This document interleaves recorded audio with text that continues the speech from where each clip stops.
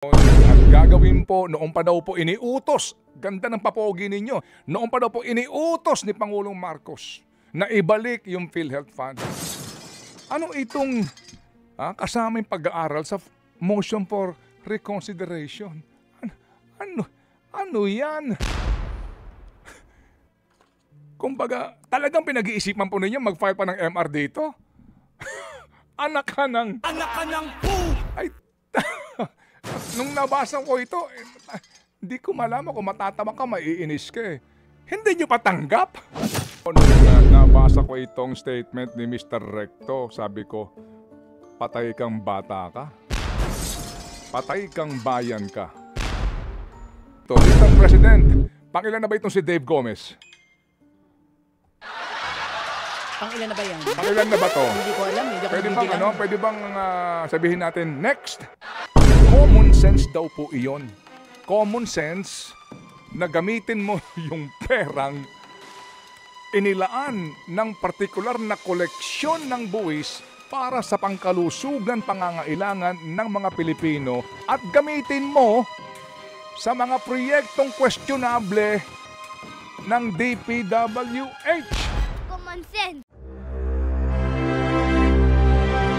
Abang tayo ngayon, girl, para po sa ating pumpanayam kay Attorney Israelito Torion, ang abogado po ni Senator Bato de la Rosa. Ang ating po nga dito ho ay pag-alam po lamang una, dito po sa kanila pong naging petition sa Supreme Court, di ho ba? Na kung maaari nga po ipahinto yung pag-aaresto po kay Senator kasi nga daw po dito sa balita na meron na to daw pong nailabas na arrest order galing sa ICC. Pero wala pa yung official copy. Ang sinasabi lang po, may kopya daw po ang ilang mga government official pero hindi official copy. At may report din po mga kapatid na siya daw po ay nasa Pampanga. Yes, baka kanina. naman nabili lang ng tosino o kaya longganisa. O kaya baka nandun sa farm ni Alice. Hinahanap si Teacher Rubili. Sa Tarlac yun. Ay, sa Tarlac pala yun. Oo. At ito nga po mga kapatid, no, ito hong claim ng iba na sinasabi na bakit daw po laging absent o hindi na ho pumapasok mula nang pumutok yung balita. Nako. Na siya po ay ipa-aresto umano ng ICC. So si Chacha nga nagtanong niya kay Tito Sen, sabi ni Tito Sen, di magreklamo ka. Pero sabi niya, joke lang yun ha. Joke lang daw pero po. Depende. Baka pag napagod ako nga ang magreklamo. Grade 31, hindi po yan bababa sa 293,191 pesos plus allowance. Hindi lang yan. Oh, yes. Yan, pamalengke lang yan. Oo, plus allowance po. Hindi po kasama dyan yung allowance nila doon sa mga komite na kanila pong hinahawakan. Bilang ikaw ay dating galing sa mababang kapulungan, magkano ba usually ang allowance? 25 years ago, hindi pa ganyan ang pinag-uusapan, girl. Kaya maganda rin, tanungin natin itong mga nandun nakaupo ngayon. Kung magkano ba ang mga pa-allowance. Oo nga. Sino ba magandang tanungin dyan? Oo, ha? Sana pumiyok itong mga itong mga kabayan. Oo, pati itong Pumiyok, pati itong mga sila, Sino? Ma'am Leila, sila Shell Jokno. Kung magkano ang pa-allowance ngayon? Kabayan. But usually ba? Magkano? Usually noon, dati. Naku, girl. Malaki. Sa totoo lang, dati wala pang salary standardization law. So, ibig sabihin, Wala pang salary standardization law. That time, kung saan po, ang sweldo sa pagkakaintindi ko during that time, yun lang pong basic pay ay wala pang 50,000 pesos. Sa pagkakaalala ko pero kung tamang pagkakaalala ko, kunwari, pag hindi, ako may hawak ng isang komite. Magkano ba usually ang allowance per committee? Yan ang hindi ko alam kasi hindi ako nakahawak ng komite. Sayang naman. Yung iba dyan, komita chairman. Kapag ba chairman ka ng komite, kada isang komite, isang rin yun, allowance. Hindi, yes. Oo, ganon. Yes. So sabihin na natin, ano ba, ang bigayan ba ng allowance? Kada buwan? Kada buwan. Isang kada buwan. Oo. Sabihin mo na kada mahirap magbanggit dito. Kaya nga, magtanong tayo doon sa mga sa chairman ng mga komite. Pwede ko naman banggitin sa makakaalam natin ngayon. Pero baka hindi na bale. Pero ang salary na yan na binabanggit mo ay based on the salary standardization law na meron pong mga level. Kung magkano ang tatanggapin, nakailan po yung step bago po tuluyan na po itong maiangat sa ganyang pong kalaking halaga. Plus po iyan. Kaya po siguro hindi naman magtatampo ang iba kapag sinabi natin na we deserve more. Yan, sabi nga po ng Supreme Court. Ang sa inyo pong pagseserbisyo. Eh, ang problema ho kasi nga, hindi naman po lahat. Opo, kanila po kasi, they deserve more nakaw. Yan Sila ang nangyari deserve dyan. more. Okay. Pwede ba ako Ano ba yan? magtanong? Ang tatakaw Anong lang nyo? habang inaantay natin si Attorney Torion? Kapag Dati ikaw ay yata, chairman ng 30, isang... I think Bakit 30. kailangan may allowance pa? Hindi pa ba sapat yung sweldo nila? Ba't kailangan ng allowance? Huwag mo nga akong tanungin ng tanungin. Hindi, gusto ko lang naman malaman eh. Oo, Hindi, di siguro- ba tanong lang naman eh. siguro Tayo hindi. naman eh. Sige, sige. Tayo, wala naman tayo allowance dito. Tanungin mo si Tayo, Risa basic Ontiveros. pay lang eh. Ay, oo nga. Tanungin mo oo. si Risa Ontiveros. Sino pa ang O, tatanungin kasi si natin? Risa Ontiveros po ay isa sa mga pumirma ng BICAM. Yes, noong 2024 Hello? Sino-sino pa yan? Opo. Ito ho mga kapatid, ang mga habang tayo nakaantabay dito, pag hindi ito okay, Dims, no problem, sabihin mo lang sa amin kasi Oo, no problema. gusto kong ibuhos itong sama ng Sige, loob. ibuhos Itong mo. isyong ito tungkol dito sa PhilHealth. Ito ho yung mga nag-aproba, mga kapatid, ng BICAM report ng GAA 2024 kung saan nakalagay nga yung provision na pinapayagan daw po na kunin ang sinasabing excess fund ng PhilHealth at ilang pang GOCCs gaya po ng PDIC. Nakakatawa nga ito if you recall sa ating pong ginawang mga episode ng Think About It, di ho ba? Nung sila po ay, kumbaga binabakbakan na dito, di nagpa-imbestiga sila sa PhilHealth, tama? Abay silang lahat galit. Silang lahat bagay, nanggagalaiti. Ha? Nanggagalaiti sila. At sinasabi na, bakit daw pinakialaman, etc. Hello? Kayo nag-aproba Alam niyo ho, talagang mga taong ito. Tingin talaga sa mga Pilipino, tanga Anak ka ng pu! Diba? Tingin talaga ho sa atin, kayang-kaya tayong lokohin, di po Anak ba? ka ng pu! Ito lang po Opo. Ito po yung record ng BICAM Report 2024 ang mga pumirma. May mga siguro absent ito noong inilalako itong committee report kaya hindi nakapirma. Opo, sa panig po ng Senado at sa panig po ng lower house. Ayan. Narito po mga kapatid ang nag-aproba ng BICAM report ng GAA 2024 kung saan po nanggaling yung Provision. pagkuha ng pondo sa PhilHealth. At ngayon nga, may desisyon ng Supreme Court na ibalik nyo yan sa PhilHealth. Chairperson, Senator Sonny Angara. Senator Pia Cayetano. Senator Loren Legarda. Senator Amy Marcos. Senator Cynthia Villar. Senator Ronald Bato de la Rosa.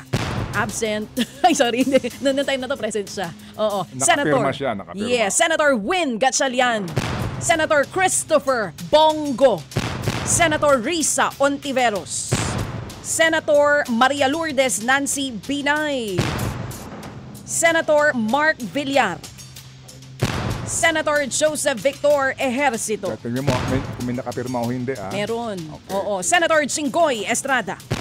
So, dun sa mga senador, walang pirma yung dalawa dito. Ba't kaya walang pirma? Sino? Hindi nga. Sino, Ang hindi nakapirma? Sabihin mo yung Ang hindi nakapirma para ay klaro si tayo. Senator Grace Po Okay. at si Senator Francis Tolentino. Yun ang mga sige. hindi nakapirma. Sige, may mga kadahilanan yan. Either hindi ho dumaan sa kanila o absent o ano man po. Basta hindi ho nakapirma. No? Hindi ho natin alam ang dahilan pero hindi nakapirma. Si Mark, tatahi-tahimik lang ba Si dyan? Mark Nakapirma? hindi nakapirma si Ayun, Mark Villar. turuhin mo nga ang Oo. sinasabi ko sa iyo. Oo, si Senator Mark Villar. Oo, ulitin natin Tatahi-tahimik lang Senator Grace Po, Senator Francis Tolentino at Senator Mark Villar ay hindi po nakapirma. Okay, klaro po iyan. Sige, tapos, Sa kabilang banda naman po sa lower house, narito po ang mga pumirma. Chairperson, Representative Elizalde Co. saldi mo. Muyan, Representative Stella Luz Kimbo. Representative Ralph Recto. Si Ralph Recto. Representative Aurelio Dong Gonzales Jr. Representative Manuel Manix M. Dalipe. Representative Ferdinand Alexander A. Marcos, the presidential son. Representative David J.J. Suarez. Representative Neptali Gonzales II. Representative Jose Joboy Aquino II. Representative Raul Angelo Gil Bongalon. Representative Eleandro Jesus Madrona. Representative Michael John R. Duavit at Representative Marcelino Libanan. O yun, yung pong kinatawan mismo ng minorya, pumirma pabor po dito sa BICAM report ng GAA 2024 na inaprubahan po naman ratified by both houses of Congress. Ngayon mga kapatid, at that time, ang Senate President po ay si Miguel Zubiri. Alright, habang sa Kamara ho naman, ang Speaker ay si Martin Romualdez. Okay, dyan ho, tayo muna ha, hihinto sa ating pong pagtalakay sa isyong ito. Hindi pa po tayo tapos. By the way, pinirmahan po ito ng ating Presidente, di ba? Ang naturang budget, kung saan nga po nakasaad yung provision na iyon na kalikutin nila, pakialaman nila, kubrahin nila ang pera po ng PhilHealth at ng PDIC.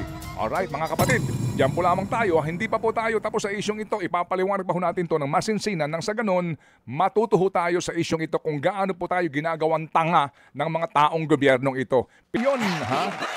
Opo, may isang doktor po mga kapatid na nagmensahe sa akin at sabi nga niya, Ted, sa totoo lang, kami mga doktor, obligado rin pong magbayad ng PhilHealth accreditation.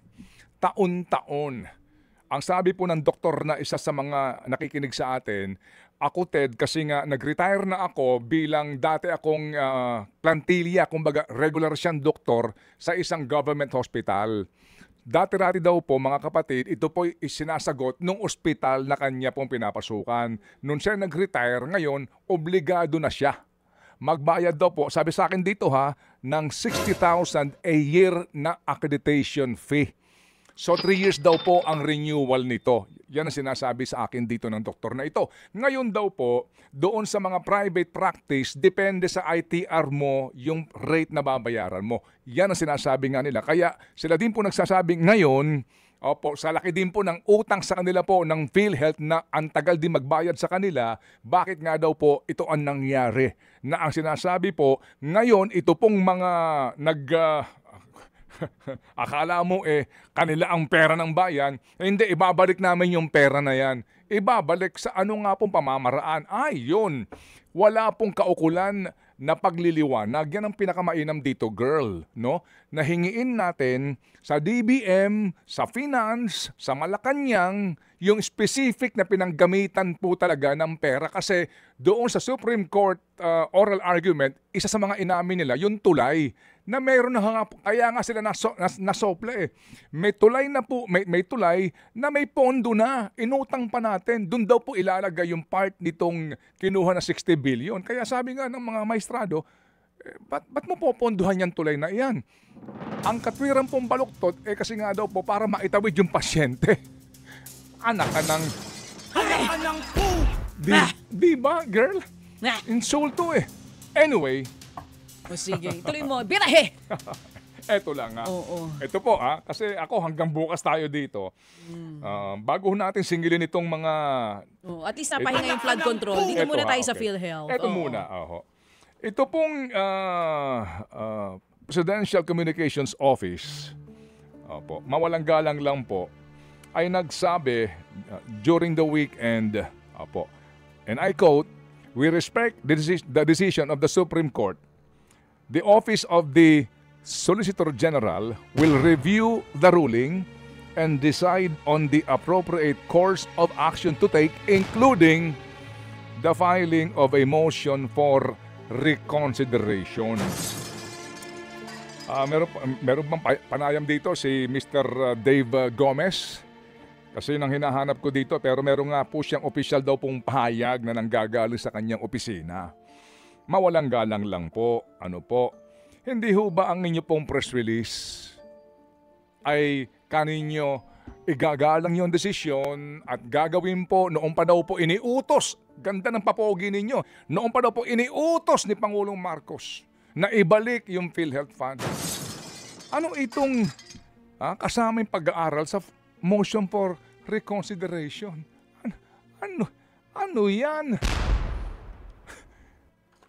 Kumbaga, talagang pinag-iisipan po ninyo mag-file pa ng MR dito? Anak ka ng po! Ay, nung nabasa ko ito, hindi ko malaman kung matatawa ka, maiinis ka Hindi nyo patanggap? Yung katotohanan doon sa desisyon ng Supreme Court? Di po ba? Klarong-klaro na po, hindi po ba na ito po ay perang nakalaan sa kalusugan ng mga Pilipino hango sa koleksyon ng mga batas na pinagpapasan itong itong mga mambabatas na ito at sakto yung probisyon kung saan pupunta yung pera. Hindi po ba? At dapat nga daw po hindi kinakalikot yan. Tapos sasabihin nyo, hindi. Posibilidad ng mag-file pa ng motion for reconsideration. Anak ka ng po! Hindi po ba sampal ito? Ako ba'y sabihin nila na, okay, ginagalang namin ang kautosan ng Supreme Court. Okay? At kami susunod rito. Yun po magandang PR. Ito mukhang talaga namang hindi mo na kinakailangan pa ng destabilizer.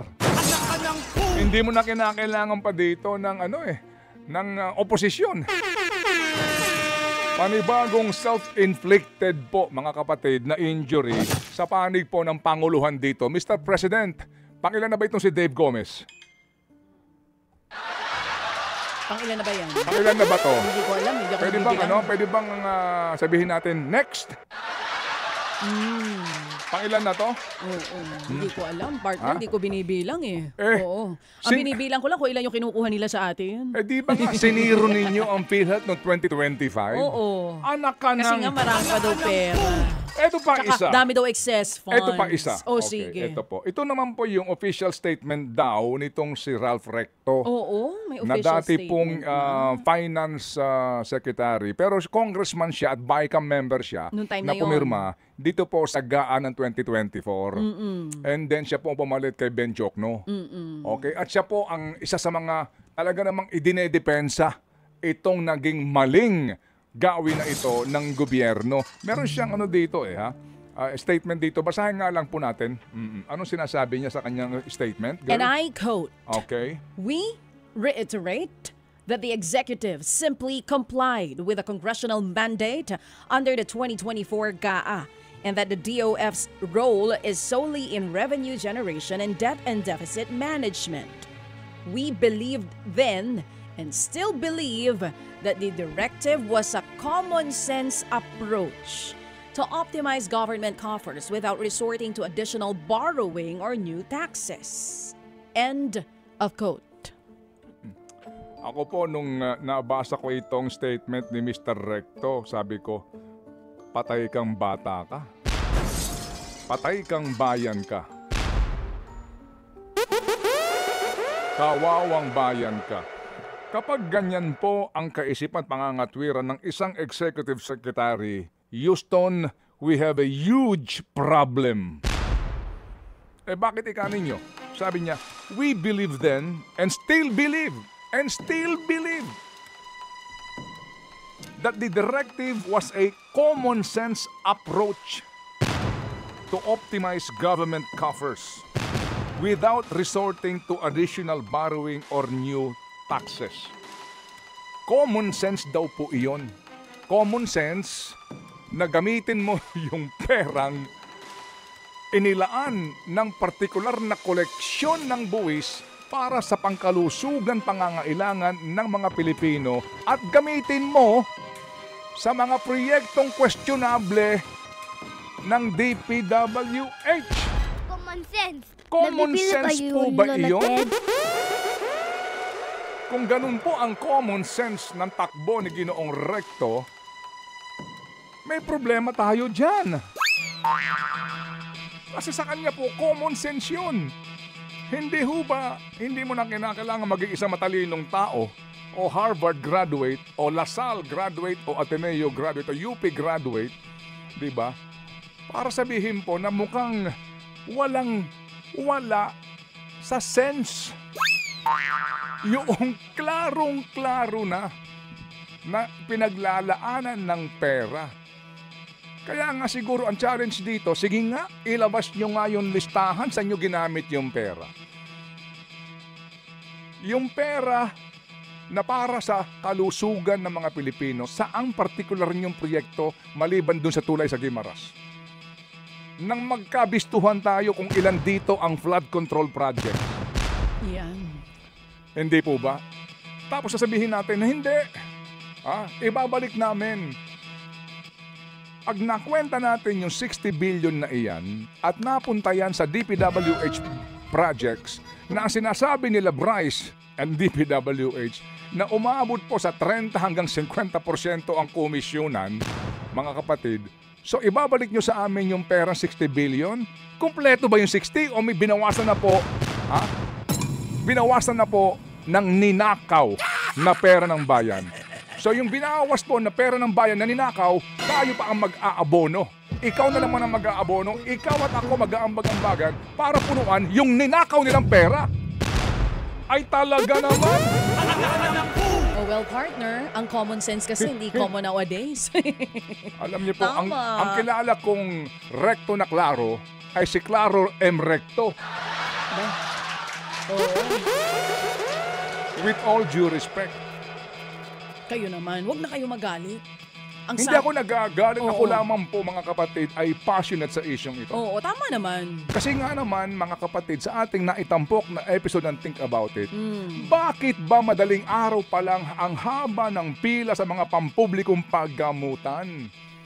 At ang ibang mga kapatid po, oo, ay dun na ho natutulog para mauna sa pila sa kawalan ng pasilidad ng mga pagamutang pambayan. Bakit ho ba ang iba, mga kapatid, ay napipilitang mangutang para po sa kalusugan nila at ng kanilang mga mahal sa buhay?